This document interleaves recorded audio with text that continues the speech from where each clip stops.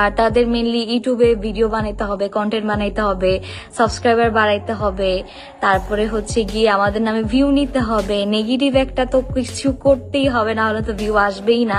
বন্ধুরা, আজকের ভিডিওটা হতে যাচ্ছে একদম দুর্দান্ত, কারণ নুসরাত জাহান অন্তরা এবং রাকিব হুসাইন দুইজনে প্রথমবার সরাসরি লাইভে এসে মিথিলার উদ্দেশ্যে কথা বলেছেন। সেটা নিয়ে এখন পুরো ইন্টারনেটেই ঝড় বইছে। তার চেয়েও বড় বিষয় হলো অন্তরার কথার ইঙ্গিত খুব স্পষ্টভাবেই গিয়ে মিলে মিথিলা রহমানের দিকে। তাই ভিডিওটা একদম শেষ পর্যন্ত দেখবেন, না হলে ঘটনাটা বুঝতেই পারবেন না। আর হ্যাঁ, আপনি যদি রাকিব হোসেনের একজন রিয়েল ফ্যান হয়ে থাকেন তবে এই মুহূর্তে আমাদের এই চ্যানেলটি সাবস্ক্রাইব করে পাশে থাকুন, কারণ আমি দেখতে চাই এখানে রাকিব হোসেনের প্রকৃত ভক্ত কয়জন আছেন। তো চলুন শুরু করা যাক। গতকাল রাতে নুসরাত জাহান অন্তরা হুট করে লাইভে আসেন। দেখে মনে হচ্ছিল তিনি আর চুপ করে থাকার মুডে নেই। লাইভে এসে প্রথমেই তিনি বলে ফেলেন, কিছু কিছু মানুষ আছে ইউটিউবে ভিডিও বানানোর জন্য নিজেরা কন্ট্রোভার্সি তৈরি করে, সাবস্ক্রাইবার বাড়াতে হবে, ভিউ আনতে হবে, আর সেটা না হলে নেগেটিভ কিছু করতে হয়, অবশ্যই আমাদের নাম টেনে। বা তাদের ব্যবহার এতটা খারাপ হইতে পারে।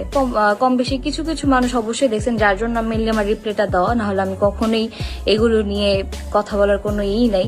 অন্তরার এই কথার পর থেকেই কমেন্ট সেকশন মানুষ লিখতে থাকে, এটা কি মিথিলাকে উদ্দেশ্য করে বলা? কারণ গত কয়েকদিন ধরে মিথিলা রহমান বহু লাইভে জয় ও ঋতুর থাইল্যান্ড ভ্রমণ নিয়ে বিতর্ক মন্তব্য করে আসছেন।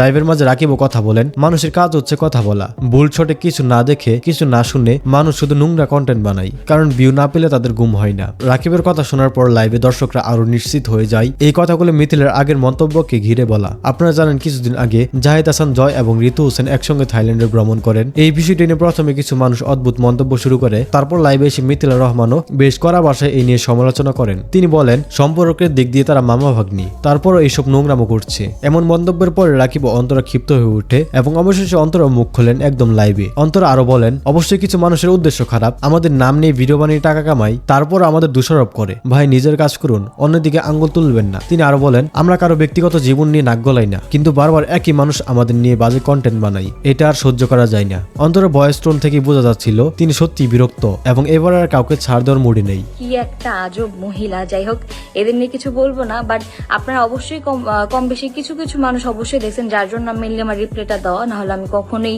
এগুলো নিয়ে কথা বলার কোনো নাই। লাইভ শেষ হওয়ার সাথে সাথেই কমেন্ট সেকশন উত্তাল হয়ে যায়। অনেকে বলেন, এটা কি মিথিলাকে উদ্দেশ্য করে বলা হয়েছে? অবশেষে অন্তরা মুখ খুললো, সবসময় কেন রাকিব অন্তরার পিছনে লাগে? অন্যদিকে কিছু মানুষ আবার লাইভের ক্লিপ কেটে সোশ্যাল মিডিয়ায় ছড়িয়ে দেয়, যা মুহূর্তেই ভাইরাল হয়ে যায়। এই পুরো ঘটনা রাকিব অন্তরা স্পষ্ট করে দিয়েছেন, তার আর অযথা অপবাদ, গুজব ও ব্যক্তিগত আক্রমণ সহ্য করবে না। এখন দেখার বিষয় এই লাইভের জবাবে মিথিলা রহমান কি বলেন। ইন্টারনেটে যে আবার নতুন করে এক রাউন্ড বিতর্ক শুরু হবে এটা নিশ্চিত। এটাই ছিল আমাদের আজকের এক্সক্লুসিভ আপডেট। যদি ভিডিওটা ভালো লেগে থাকে এখনই আমাদের এই চ্যানেলটি সাবস্ক্রাইব করে বেল আইকন প্রেস করে রাখুন, কারণ রাকিব অন্তরা টিমের সব আপডেট আমরা আপনাদের কাছে সবার আগে নিয়ে আসি। কমেন্টে জানতে ভুলবেন না আপনার মতে অন্তরা কার উদ্দেশ্যে কথা বলেছে।